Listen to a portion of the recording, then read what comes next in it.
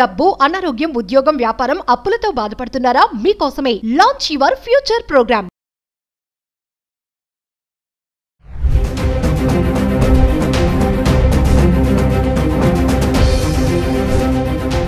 నమస్తే, welcome back to Suman TV. Present మనతో పాటు ఉన్నారు పబ్లిక్ స్పీకర్ రజనీరమ్మ గారు. నమస్తే మ్యామ్. నమస్తే నవీన మేడం, కొన్ని విషయాల గురించి మాట్లాడుకుంటే అసలు ఇంకా భయం వేస్తుంది అనమాట. మామూలుగా ఇప్పుడు మధ్యప్రదేశ్లో జరిగిన ఇన్సిడెంట్, మార్చరీలో శవం పైన అఘాయిత్యం మామూలుగా చూస్తున్నాం. ఈ రోజుల్లో డేస్ బాగాలేదు, బ్రతుకున్న వాళ్ళ పైన జరుగుతున్నాయంటే అది ఓకే, కానీ ఇక్కడ చూడండి శవం పైన అంటే అసలు ఇంకా కన్ను మిన్ను తెలియకుండా అంత కామాంధుడు అనమాట. ఆ సీసీటీవీ ఫుటేజ్ చూస్తే అసలు ఎంత భయం వేస్తుందంటే మన స్ట్రెచ్చర్ మీద ఉన్న మహిళని లాక్కెళ్ళి సైడ్కి తీసుకెళ్ళి అఘాయిత్యం చేయడం అంటే, చనిపోయిన డెడ్ బాడీ పైన అఘాయిత్యం అంటే ఇంకా దారుణం ఇది. అంటే ఒక్కసారి వివరాల్లోకి వెళ్తే అంటే దీని నుంచి ఏం నేర్చుకోవచ్చు, ఏంటి అసలు ఎలా ఉంది సొసైటీ అంటే ఒక్కసారి. అసలైతే ఈ వీడియోని వైరల్ చేయకూడదంట ఫస్ట్ ఆఫ్ ఆల్ నేను చెప్పేది. అంటే జరిగి 1 సంవత్సరంన్నర అయిపోయింది, వాళ్ళకి బయటకు వచ్చింది వీడియో, వాళ్ళని పట్టుకుని వాడికి చేయవలసింది చెయ్యాలి, అక్కడతో సరిపోతుంది. బయటకి చూపించడం అనేది నా దృష్టిలో చాలా తప్పు అనిపించింది. ఎందుకంటే ఇప్పుడు కుళ్ళిపోయింది సమాజము, మనిషికి అసలు విలువ లేదు. ఇటువంటి సమయంలో అలాంటి వీడియోలు వైరల్ చేస్తే జనం ఇంకా చెడిపోరా? అంటే ఏదో పెద్ద కొండంతా వెలుకని పట్టుకున్నాం అన్నట్టుగా చూపించారు. అంటే ఇంకొకటి కూడా చెప్తారు, దొంగలు పడ్డ 6 నెలలకి కుక్కలు మరిగినట్టు. ఏనాడో 1.5 సంవత్సరాల క్రితం జరిగిన ఘోరము ఇప్పుడు వీడియోలు బయటపడినాయి అంటే వాళ్ళ అలసత్వం తెలుస్తుంది. వాళ్ళు ఎంత బాగా విధులు నిర్వర్తిస్తున్నారో, ఎవరైతే సూపర్విజన్ లో ఉంటారో, యాజమాన్యం వాళ్ళు ఉంటారో, వాళ్ళ అలసత్వం అనేది ఇక్కడ అంటే వాళ్ళ బొరియలు వాళ్ళే చూపిస్తున్నారు అనమాట, వాళ్ళ హోల్స్ బయటకి. మేము ఇంత వేధవాళ్ళము, మేము చేతకాని వాళ్ళము, ఇదిగో కానీ మేము పట్టుకున్నాము అని అన్నారు. అసలు జరగాల్సిన దరిద్రం అయిపోయింది. ఇప్పుడు అలాంటివి చూపించడం వల్ల, చెప్పడం వల్ల ప్రయోజనం ఏముంది చెప్పండి మీరు. కానీ నేను అడిగారు కాబట్టి చెప్తున్నాను ఏంటంటే, వాడు ఇంకా దారుణమా, నీచమా, అన్యాయమా, ఇంక ఇవన్నీ స్థాయి దాటిపోయిన ఇదిలో ఉన్నాడు వాడు. ఇప్పుడు మార్చురీ అంటే శవాల్ని నిలవబెట్టడమా, పోస్ట్ మార్టంలు చేయటమా, ఇలాంటి డిపార్ట్మెంట్స్ ఉంటాయి. ఉన్నప్పుడు వాళ్ళు అటాప్సీలు అవన్నీ చేసినప్పుడు తాగుతారు, వాళ్ళకి వామిటింగ్స్ అయిపోతాయి, ఆ స్మెల్ భరించలేరు. ఇంకొకటి ఏంటంటే జీర్ణించుకోలేరు అదంతా కూడా వాళ్ళు చూస్తూ. కాబట్టి అవన్నీ తట్టుకోవాలంటే తాగుతారు, వాళ్ళు తాగే చేస్తారు. చేసినప్పుడు సరే అనుకుందాం, ఈ మార్చురీలో వర్క్ చేసే వాళ్ళు కూడా తాగుతారు. తాగినప్పుడు వాళ్ళకి ఇంకా ఏం తెలియదు, ఇది చేయరా అంటే ఇది చేయటమే, ఇది తీసుకెళ్ళరా అంటే ఇది తీసుకెళ్ళటమే, ఏదంటే ఇంకా అది దానికి కమిట్ అయిపోతారనమాట. సో ఇప్పుడు వీడు కూడా మార్చురీలో ఉన్నాడు అంటే ఫుల్ ఎప్పుడు 24 hours డ్రింక్ డ్యూటీలో ఉన్నంత వరకు తాగుతూనే ఉంటాడు. అఫ్ కోర్స్ బయటకు వెళ్ళిన తర్వాత కూడా వాడికి అది వ్యసనంగా మారిపోయి ఇంక 24 గంటలు తాగుతూనే ఉంటాడు. కానీ మంచిగా డ్యూటీలు చేసే వాళ్ళు కూడా ఉన్నారు. మన నల్గొండ గవర్నమెంట్ హాస్పిటల్లో 2 మార్చురీలో వర్క్ చేసేవాళ్ళు ఇంటర్వ్యూ ఇచ్చారు, చూసారా మీరు? ఎంత బాగా చక్కగా మాట్లాడారు వాళ్ళు. అంటే నీతిగా ధర్మంగా వాళ్ళు డ్యూటీస్ చేస్తున్నారు కాబట్టి ఇంటర్వ్యూ తీసుకున్నారు. అలాంటి మంచి వ్యక్తులు కూడా ఉన్నారు, ఇలాంటి ధూర్తులు కూడా ఉన్నారు. ఇలాంటి రాక్షసులు అని అనాలా, వీళ్ళని సైకోలు అనాలా, ఏమనాలా అర్థం కాదు. ఒక రకంగా వీళ్ళు ఉన్మాదులే. తాగిన ఇదిలో వాళ్ళని ఏం చేయమన్నా చేస్తారు, వాళ్ళు ఏం చేయాలనుకుంటే అది చేసేస్తారు. సో వాడికి బాగుందన్నమాట అవకాశం. ఏంటి ఇక్కడ స్త్రీ అంటే ఒక ఆడజీవి చాలు వాడికి, ప్రాణం ఉన్నా లేకపోతే అది మనిషా, జంతువా, లేకపోతే చనిపోయిందా, బ్రతికుందా, చిన్న పెద్ద, ముసలా ముతక అనవసరం, ఒక ఆడజీవి వాడికి అవసరం అంతే.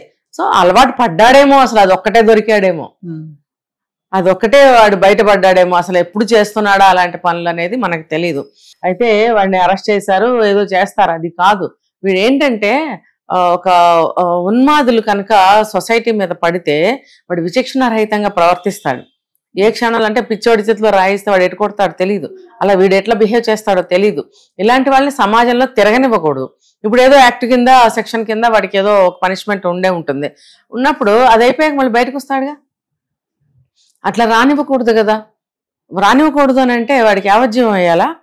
వాడికి చక్కగా పెట్టి పోషిస్తారా? ఒక ఉన్మాదికి, ఒక సైకోకి, ఒక రాక్షసుడికి, ఒక దుర్మార్గుడికి భోజనం పెట్టి జీవితకాలం సుఖంగా ఉండని దీవించి అందులో పెడతారా మీరు? అసలు అది కాదండి. వీళ్ళకి ఏం చేయాలంటే ఎన్కౌంటర్ చేసి పారేయాలి. సమాజంలో ఉండకూడదు, జైల్లో ఉండకూడదు అంటే వాడు బతికి ఉండకూడదు కదా. బతికి ఉండకూడదు అని అంటే ఉరి తీయాలి. ఇక ఉరి అంటే పెద్ద పని, ఎన్కౌంటర్ చేసి పారేయాలి వాళ్ళని. చేసేస్తే క్షణంలో తీసుకెళ్లి వీడిని కూడా మార్చుడిలో పడేయటం, లేకపోతే క్రిమేషన్కి దేనికని పంపించేయడం చేసేయాలి. క్షణంలో అయిపోతుంది. కొన్ని కామెంట్స్ చూసాను మేడం నేను. కామెంట్స్ ఏమంటున్నారంటే, అడుగుతున్నారంటే బ్రతుకున్న వాళ్ళకి కూడా సెక్యూరిటీ లేదు, చనిపోయిన డెడ్ బాడీకి కూడా సెక్యూరిటీ లేకుండా అయిపోయింది. అంటే ఇలాంటి వాళ్ళకి మీరు అన్నారు ఇందాక, అలాంటి వాళ్ళకి ఏమి వావి వరుస ఏది ఉండదు వాళ్ళకి అని అనుకోవచ్చు అంటారా? ఇప్పుడు చూడండి ఇది ఎంత దారుణం అంటే, మరి వాళ్ళకి ఏం తెలియదు నవీన, ఇంకా ఒళ్ళు తెలియదు వాళ్ళకి అంతే. వాడికి తాగినంత మాత్రాన ఆకలి అయ్యేదా వాడికి? వెళ్ళి ఇంత తినొస్తాడుగా. అలాగే తాగినంత మాత్రాన వాడికి సెక్స్ కావాలని అనిపిస్తుందిగా? అనిపించకుండా ఏం ఉండదుగా, అనిపిస్తుంది కాబట్టి వాడు ఆ పనులు చేశాడు. తేరగా దొరికింది, ఎవరు చూసేవాళ్ళు లేరు, అడ్డుకునే వాళ్ళు లేరు, సీసీలు ఉన్నాయని వాడికి రోజు డ్యూటీలో తెలియదా? తెలిసి కూడా ఎందుకు కమిట్ అయ్యాడు అంటే ఆ ఉన్మాదం. ఆ ఉన్మాదంలో ఉన్నప్పుడు వాడికి ఒళ్ళు పాయ తెలియదు. వాడికి తెలియకుండా ప్రవర్తించిన తీరు వల్ల భాగం అది. అట్లా అసలు స్ట్రెచర్ మీద ఉండాలి బాడీ అనేది. ఆ స్ట్రెచర్ మీద నుంచి ఏ రకంగా ఎంత ఫాస్ట్ గా ఈడ్చుకెళ్ళాడు. నాకైతే గుండె అయినంత పని అయింది ఒక్కసారి. ఇదేమన్నా నటనేమో, బతికే ఉందేమో అనుకున్నా. కానీ తర్వాత చూస్తే బాడీ అలా ఈడ్చుకెళ్తున్నాడంటే అవ్వ వాడమ్మ ఏం జన్మ ఎత్తాడు. మానవ జన్మేనా వాడు ఎత్తింది? మానవ జన్మ ఎత్తినందుకు పుట్టిన దగ్గర నుంచి గిట్టే వరకు ఈ మధ్య జీవితంలో ప్రతి దానికి కూడా ఎన్నో సంస్కారాలు, అసలు మనిషే సంస్కారంగా బిహేవ్ చేయాలి, చేస్తాడు అని చెప్తాం. జన్మతో కొన్ని సంస్కారాలు, పోయిన తర్వాత క్రియలు చేసేటప్పుడు అక్కడ కొన్ని సంస్కారాలు ఉంటాయి. ఇన్ని సంస్కారాలు మనిషికి ఉన్నప్పుడు వీడు చనిపోయిన వ్యక్తితో ఆ పనులు చేయడం ఏంటి శవంతో? అసలు వాడికి ఉచ్చం నీచం, ఒక సంస్కారం, ఒక మానవ జీవితం అంటే ఏంటో తెలుసా? తాగిన వాళ్ళకి కూడా కొన్ని తెలుస్తాయి నవీన గారు. వాడికి అసలు అది కూడా తెలియలేదు అంటే వాడికి ఆడి విజృంభణ అనమాట, రాక్షసత్వం, పైశాచికత్వం. ఇంకంతే, ఇంక ఇలాంటి క్వాలిటీస్ అనమాట వాడికి అన్ని ఉన్నవన్నీ. సో ఆ పని చేశాడు. అయితే ఆ సూపర్విజన్ లో ఉన్న సూపర్వైజర్స్ కానీ, యాజమాన్యం కానీ అసలు హాస్పిటల్లో ఏమి రూల్స్ కండిషన్స్ పెట్టారు. ఆ సూపర్విజన్ అనేది ఎంత బాగా చేయాలి. అక్కడ సీసీ ఉంది కదా అని చెప్పి వదిలేయడం కాదు. ఆ సూపర్వైజర్స్ గంటకి వాళ్ళు తిరగాలి కదా. మార్చురీలోకి వెళ్ళరా? ఆ విషయం నాకు తెలీదు. ఒకవేళ అతను సూపర్వైజర్ అన్న తర్వాత ఆ డ్యూటీలో, నైట్ డ్యూటీలో ఒకటి కాదు, ఎంతో అంత పెద్ద హాస్పిటల్స్ లో డ్యూటీస్ ప్రకారం సూపర్వైజర్స్ చాలా మంది ఉంటారు. వాళ్ళు ఒకళ్ళన్నా మార్చురీలో తిరగరా? గంటకు ఒకసారి తిరగాలని తెలియదా? తిరగాలి కదా. శవాలైతే మాత్రమే వాళ్ళకి అప్పచెప్పద్దు. వాళ్ళు సరిగ్గా ఉన్నాయా లేదా? నా కరెంటు పోయిందా? కరెంటు పోయే ఛాన్స్ ఉండకపోవచ్చు, ఏదో నా ఇదితో నేను చెప్తున్నా. ఏదో ఒక చిన్న ఏమైనా ఫాల్ట్స్ జరగచ్చు. శవాలకు కూడా కాపలాయే కదా మార్చురీ అనేది. అందులో పనిచేసే వ్యక్తులు శవాలకు కాపలానే కదా. వాళ్ళకి అప్పచెప్పే వరకు బాధ్యత వీళ్ళదనే కదా అర్థం. అంటే ఈ బాయ్స్ దేనా? ఆ సూపర్వైజర్స్కి ఏమి ఉండదా? సూపర్వైజర్స్ అలాగా కాపలా కాయాలి, తిరగాలి, సూపర్వైజర్ చేయాలి అని అంటే యాజమాన్యం ఎలా పని చేయాలి? వాళ్ళు కనుక్కోవద్దా? ఏరా సూపర్వైజర్లు మీరందరూ ఎలా పనిచేస్తున్నారు ఏంటి అని చెప్పి వాళ్ళు కూడా సడన్ విజిట్ చేయాలి. డాక్టర్స్ అయినంత మాత్రాన ఏమి? వాళ్ళు స్థాపించిన హాస్పిటల్కి మంచి పేరు రావాలి, పేషెంట్స్ రావాలి, రికవర్ అయ్యి మంచిగా బయటకు వెళ్ళి మంచి పేరు చెప్పాలి ఫలానా హాస్పిటల్ అని. ఆశ వాళ్ళకు ఉంటుంది కదా. అందుకే కదా పెద్ద పెద్ద హాస్పిటల్స్ స్థాపిస్తారు. ఇప్పుడు ఈ ప్రస్తుతం ఎన్నో హాస్పిటల్స్ చెడ్డైపోయినాయి. మొన్న 3 రోజుల క్రితం కూడా ఒక హాస్పిటల్ అయింది. ఈ రకంగా హాస్పిటల్స్ అనేది చెడ్డ పేరు వస్తుంటే పేషెంట్స్ అనేవాళ్ళు ఎలా వెళ్తారు? ఎక్కడికి వెళ్తారు? సెక్యూరిటీ లేదు, అస్సలు దేనికి లేదు. అసలు యాజమాన్యం వాళ్ళ బిజినెస్ల్లో వాళ్ళు ఉంటున్నారు.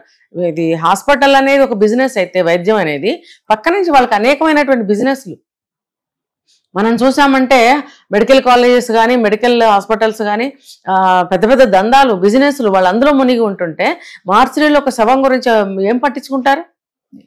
అంటే కింద గడ్డిపోచ వరకు మీ అండర్లోనే ఉంది అనే విషయం ఎందుకు మర్చిపోతున్నారు వాళ్ళు? వాళ్ళదే బాధ్యత కదా. అందులో ఒక చిన్న వస్తువు పోయినా, చిన్న గడ్డిపోచ వరకు కూడా ఏదైనా సరే వాళ్ళ అండర్లో ఉన్నప్పుడు వాళ్ళదే బాధ్యత. ఈ కింద పనిచేసే స్టాఫ్ మొత్తానికి రెస్పాన్సిబిలిటీ వాళ్ళు అయినప్పుడు ఎందుకు పట్టించుకోరు? ఇప్పుడు అక్కడ జరిగింది వైరల్ ఎందుకు చేశారు? చేస్తే ఇప్పుడు ఏమి ఎఫెక్ట్ పడనుంది ముందు? దానికి బాధ్యులు ఎవరు? ఇప్పుడు అది మన స్టేట్లో కాదు, వదిలేద్దాం. ఇప్పుడు ఇది వైరల్ అయ్యింది, ఇక మనం ఏం చేయలేం. అయినప్పుడు ఇక్కడ మన మన మన మిగతా రాష్ట్రాల గురించి మనం అనవసరం చెప్పుకోవడం, టైం వేస్ట్. మన తెలుగు రాష్ట్రాల్లో పెద్ద పెద్ద మల్టీ హాస్పిటల్స్ ఉన్నాయి. ఉన్నప్పుడు అక్కడ కూడా ఏమన్నా అన్యాయాలు జరుగుతున్నాయా అని చెప్పి ఆ హాస్పిటల్కి సంబంధించిన మేనేజ్మెంట్ వాళ్ళు ఒక కన్నేసి ఉంచడం అనేది నేను వాళ్ళకి హెచ్చరిస్తున్నా, అంటే ఒక సజెషన్ కూడా ఇస్తున్నాను అనుకోవచ్చు. ఎందుకంటే యాజ్ ఎ సిటిజన్ నేను కూడా హాస్పిటల్స్ కి వెళ్తూ ఉంటాం, అందరం వెళ్తాము, ఒక నమ్మి వెళ్తాము.